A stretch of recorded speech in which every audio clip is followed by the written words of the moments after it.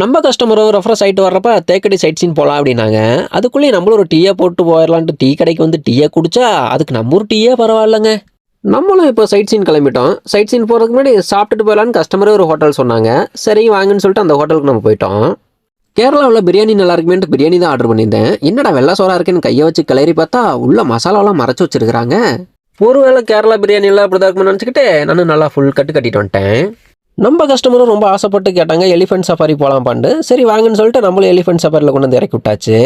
இதெல்லாம் பார்க்கும்போது என்னதான் காசை கொடுத்து என ஏறி சவாரி செஞ்சாலும் சின்ன வயசுல காசு இல்லாமல் அப்பா முதல்ல ஏறி சவாரி செஞ்சப்போ வந்த சந்தோஷம் இதில் வராது.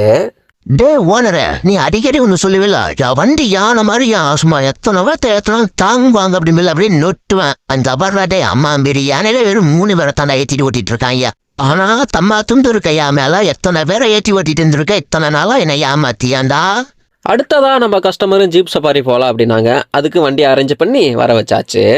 எங்கே பேனர்ஜியை காணோம்? என்ன தேடுறாங்க? நான் வரலைன்னு தான் சொன்னேன். இங்கிருந்து என்னப்பா பண்ண போற, வாப்பா போலான்னு சொல்லி வலுக்கட்டாயமா கூப்பிட்டதால நானும் வண்டியில் ஏறிட்டு கிளம்பிட்டேன். என்னடா அது வண்டி எடுத்ததுலேருந்து ஒரு 15 கிலோமீட்டர் தார் ரோட்லேயே கூட்டிகிட்டு போயிட்டு இருக்காங்களே, வழக்கம் போல் இதுவும் ஏமாத்து வேலையாக இருக்குமே நினச்சிக்கிட்டே போயிட்டு இருந்தேன். போகிற வழியில் ஒரு இடத்துல நிறுத்தி இதான் ரிவர் போய் ஃபோட்டோ எடுத்துங்க அப்படின்னாங்க. இதை பார்க்கத்தான் அங்கேருந்து வந்தோமா, அதுக்கு நம்ம காரில் வந்திருக்கலாமேன்னு சொல்லிட்டு கஸ்டமர்லாம் கடுப்பாயிட்டாங்க. நம்ம ஜீப்பு காரன்னு எதுவுமே பேசாமல் ரோட்டை வண்டி ஓட்டிகிட்டே போயிட்டு இருந்தார். ஆஃப் ரோடு தானே கூட்டிகிட்டு போகிறேன்னு சொன்னேன். இங்கே ஆட்கள்லாம் நடந்து போயிட்டு இருக்கலாம்னு கேட்டதுக்கு, தம்பி இந்த புல்மேட்டு பாதைன்னு சொல்லி சபரிமலைக்கு நடந்து போவாங்களப்பா, அது இந்த வழியாக தான் நடந்து போவாங்க அப்படின்னு சொல்லி சொன்னார்.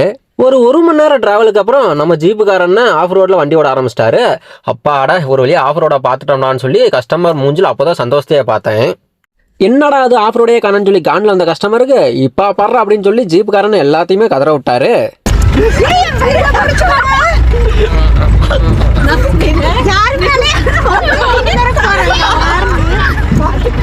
This is my worst experience in my whole life.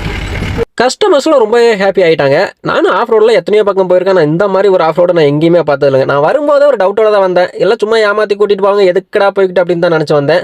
ஆனால் இங்கே வந்ததுக்கு அப்புறம் தான் தெரியுதுங்க, ஆஃப் ரோடுனா இதாங்க ஆஃப் ரோடு, சான்ஸே இல்லைங்க. அப்பா வேற லெவலுங்க இந்த ஆஃப் ரோடு. பல தடைகளை தாண்டி வந்து இப்போ நான் நிற்கிற இடம் தான் தேக்கடியில் இருக்கிற சத்ரா அப்படிங்கிற வியூ பாயிண்ட்டு. நாங்கள் ஈவினிங் டைம் போயிருந்ததால் அந்த சன்செட்லாம் பார்க்குறதுக்குமே ரொம்ப சூப்பராக இருந்துச்சு. இதே மாதிரி இன்னொரு வியூ பாயிண்ட் இருக்குது, வாங்க அங்கே போகலான்னு சொல்லிட்டு நம்மளையும் ஜீப்புக்காரனும் கூட்டிகிட்டு கிளம்பிட்டாரு. இந்த இடத்துக்கு ஆஃப் ரோட் ஜீப் சஃபாரி வரணும் அப்படின்னா அந்த வயசானவங்க, பேக் பெயின் இருக்கவங்க, உடம்புல ஏதோ பிரச்சனை இருக்கவங்க கண்டிப்பாக இந்த இடத்துக்கு வர வேண்டாம். இது off road jeep safari enjoy பண்ணுறவங்களா இருந்தீங்கன்னா தாராளமாக இந்த இடத்துக்கு வரலாங்க, சூப்பராக என்ஜாய் பண்ணலாம். இந்த ஜீப் சஃபாரி முடிக்கிறதுக்கு மொத்தமாக 3 மணி நேரம் ஆகுன்னு சொல்லி சொன்னாங்க. நாங்களும் ஈவினிங் வந்ததால் இருட்ட ஆரம்பிச்சிருச்சு. இதுக்கு மேலே இருட்டில் வீடியோ எடுத்தாலும் எதுவுமே தெரியாதுன்னு சொல்லிட்டு இதோட என்னோட வீடியோ நான் முடிச்சுக்கிறேன்.